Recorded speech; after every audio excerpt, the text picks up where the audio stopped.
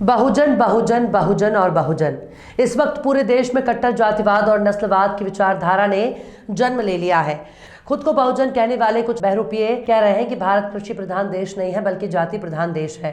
खुद को बहुजन कहने वाले कुछ नफरती चिंटू कह रहे हैं कि बहुजन पत्रकार अच्छा है या फिर ब्राह्मण पत्रकार। मतलब जो लोग बाबा साहब भीमराव अंबेडकर को मानने का दावा करते हैं वही लोग अब जाति के आधार पर रवीश कुमार का विरोध कर रहे हैं। मतलब रवीश कुमार के खिलाफ जो एजेंडा कई सालों से भगवाधारी संगठन चला रहे हैं। भगवाधारी संगठन की अगली कड़ी का नाम है कथित बहुजन मीडिया और कथित बहुजन पत्रकार। इनकी नज़र में जाति ही हर अच्छे बुरे का पैमाना है। कुछ लोग दिन रात बहुजन बहुजन और मनुवाद का रट्टा मार रहे हैं और जाति के आधार पर ब्राह्मणों के खिलाफ नफरत फैला रहे हैं।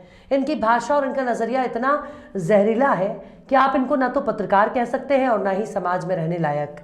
अगर जाति के आधार पर ब्राह्मण सबसे बुरा है तो इन कच्छेधारियों को बताना चाहिए कि बाबा साहब की पत्नी ब्राह्मण क्यों थी। मतलब इन लोगों ने ना तो इतिहास पढ़ा है ना भूगोल। ऐसा लगता है कि संघ की पाठशाला से इनको आधा अधूरा ज्ञान देकर धरती पर लॉन्च कर दिया गया हो। खुद को बहुजन कहने वाले रवीश कुमार के खिलाफ नफरत फैला रहे हैं। इनके काम करने का तरीका ठीक आरएसएस के जैसा ही है। बहुजन शब्द की आड़ में संघ के मंसूबों को अंजाम दिया जा रहा है। सलाम, नमस्ते, सत श्री अकाल। मैं हूं आपके साथ हर्षिता मिश्रा और आप देख रहे हैं टाइम्स मेल। अगर आपसे कहा जाए कि आपकी हर घटना को जाति की नज़र से देखना होगा, अगर आपसे कहा जाए कि आपको किसी भी अपराधी का समर्थन और विरोध करने से पहले उसकी जाति पर गौर करना चाहिए, अगर आपसे कहा जाए कि सामने वाला अगर ब्राह्मण है और दूसरा दलित तो इसमें कौन अपराधी है और कौन बेकसूर, तो आपका क्या जवाब होगा? पढ़ा लिखा शख्स अगर किसी अपराधी को उसकी जाति के आधार पर बेकसूर और आरोपी मानने लगेगा तो सवाल है, ऐसे पागल और जाहिलों का इलाज कौन से पागल खाने में किया जाएगा? ऐसे नफरती चिंटुओं का इलाज क्या मोदी सरकार के पास है? क्योंकि ये बात क्या हुई कि आप जाति के आधार पर सच और गलत का फैसला करने लगेंगे और जाति के आधार पर इस तरह की घटिया विचारधारा को क्या नाम दिया जाए।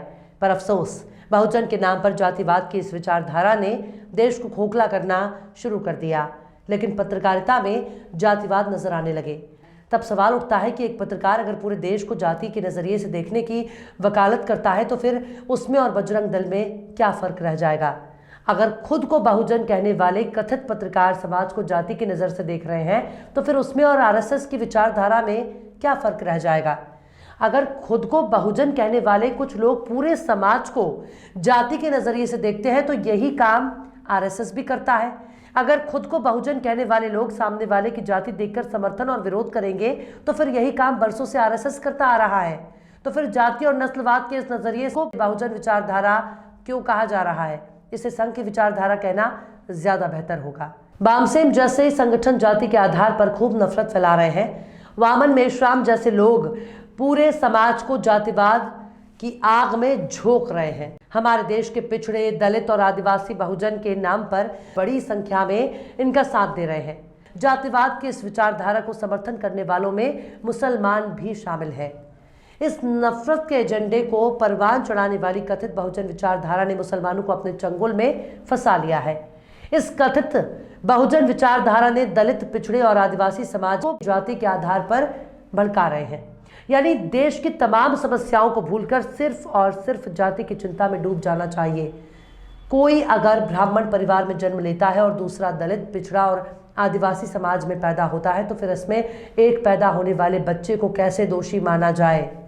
रवीश कुमार हमारे देश में एक शानदार और सबसे बेहतरीन पत्रकार के तौर पर माने जाते हैं।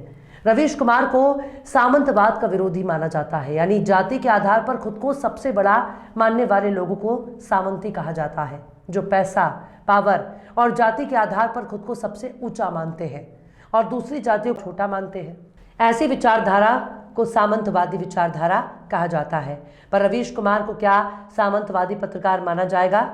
इसका जवाब है नहीं। रवीश कुमार ने अपनी पत्रकारिता में जातिवाद का विरोध किया है। रवीश कुमार सांप्रदायिकता और नस्लवाद का विरोध करते हैं, लेकिन जाति के आधार पर ट्विटर पर एक अलग ही नफरत फैलाई जा रही है।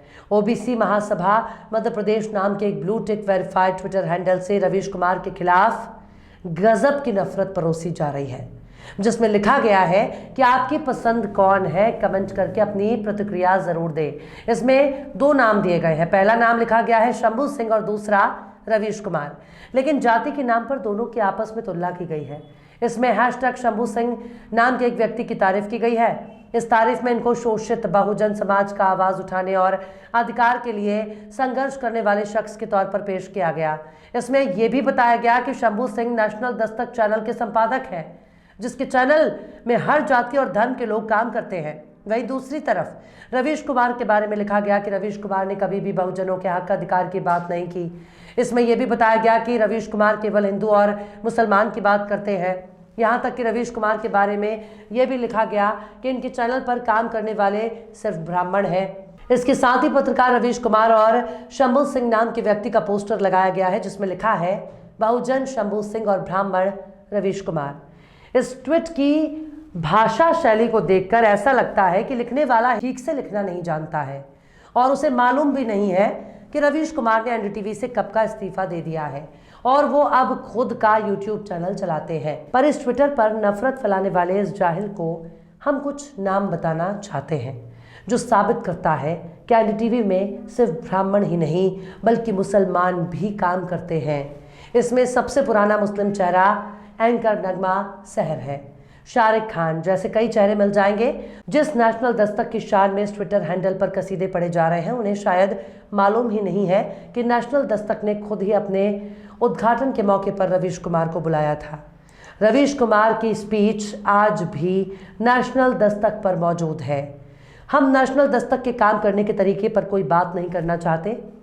जहां तक हम समझते हैं, नेशनल दस्तक जातिवादी नहीं है और ना ही नेशनल दस्तक पर जाति के आधार पर खबरों पर परोसा जाता है। नेशनल दस्तक में मनुवाद और ब्राह्मणवाद के नाम पर ब्राह्मणों के बारे में बिल्कुल भी नफरत नहीं फैलाई जाती। नेशनल दस्तक ने जाति के आधार पर कभी मोनू मानेसर का समर्थन नहीं किया है और ना ही नेशनल दस्तक के किसी पत्रकार ने राजस्थान के रहने वाले नासिर और जुनैद के कथित हत्यारों का समर्थन किया है। हालांकि दिल्ली में माइक लेकर घूमने वाले कई ऐसे यूट्यूब चैनल मौजूद हैं जो खुद को बहुजन पत्रकार कहते हैं, पर उनके हर वीडियो में जातिवाद नजर आता है। समाज में ब्राह्मणों के खिलाफ कुछ लोग बहुत नफरत फैला रहे हैं और सबसे हैरानी की बात यह है कि कुछ भाड़े के प्रवक्ता आपको हर चैनल पर नजर आ जाएंगे। कुछ चैनल पर चंद वक्ताओं को ब्राह्मण के तौर पर पेश किया जाता है जो बीजेपी के विरोध में बयानबाजी करते हैं। घूम फिरकर हर 4-5 स्टोरी के बाद उनका ही भड़काऊ बयान चलाया जाता है। पत्रकार अनमोल प्रीतम ने 31 दिसंबर 2022 को अपनी ग्राउंड रिपोर्ट में लिखा, दिल्ली के आंदोलन जीवी यूट्यूबर्स और कथित एक्टिविस्टों की साठगांठ का खेल। इसमें अनमोल प्रीतम ने जंतर मंतर और किसान आंदोलन में नजर आने वाले कथित आंदोलनकारियों का पोस्टमार्टम कर दिया है, जिसमें इन कई भाड़े के आंदोलनकारियों की पोल पट्टी खुल गई है और जिनको यूट्यूब चैनलों पर भड़काऊ कंटेंट के लिए दिखाया जाता है। बदले में ढेर सारे व्यूज और सब्सक्राइबर इनके चैनलों पर जुड़ते हैं।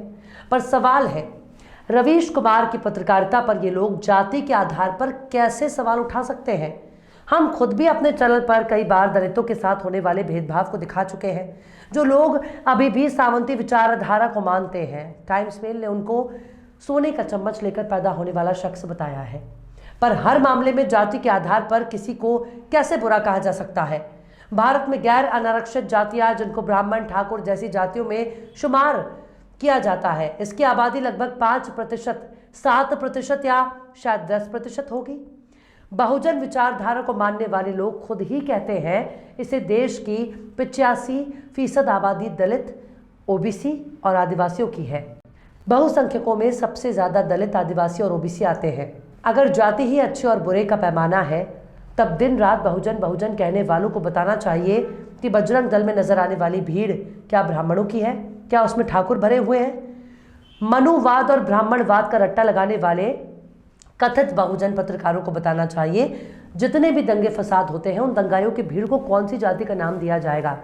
अगर जाति के आधार पर अच्छे और बुरे का नजरिया तय होगा, तब तो कथित बहुजन पत्रकारों को अपने दिमाग का इलाज कराना चाहिए, क्योंकि इन बहरूपियों ने जाति के आधार पर नफरत फैलाने के इस एजेंडे को बार बार पत्रकारिता कह रहे हैं।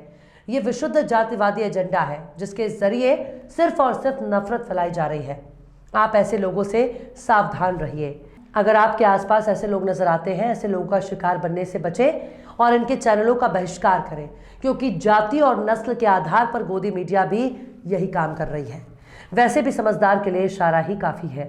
फिलहाल इस वीडियो में बस इतना ही। ये वीडियो आपको कैसा लगा कमेंट बॉक्स में जरूर बताइएगा। वीडियो पसंद आए तो लाइक करें। हमारे वीडियो लिंक को फेसबुक, ट्विटर, व्हाट्सएप पर अपने रिश्तेदार, यार, दोस्तों को भी शेयर करें और बेबाक, निष्पक्ष, स्वतंत्र पत्रकारिता को सपोर्ट करने के लिए आप हमारे चैनल टाइम्स मेल को जरूर से सब्सक्राइब करें और हाँ, बेल आइकन की घंटी वाली बटन भी आप जरूर से दबा दें ताकि आपको हमारे आने वाले नए वीडियो की नोटिफिकेशन फौरन ही मिल जाए। फिर मिलता है किसी और वीडियो में एक नई खबर के साथ। हर्षिता मिश्रा को दीजिए इजाजत। जय हिंद। तो देख लिया आपने हमारे इस वीडियो को। हमें उम्मीद है कि आपने हमारे वीडियो को लाइक किया होगा और दूसरों को भी शेयर किया होगा। अगर अभी तक आपने हमारे चैनल टाइम्स मेल को सब्सक्राइब नहीं किया है तो जल्दी से सब्सक्राइब कर दें और बेल आइकन भी प्रेस कर दें।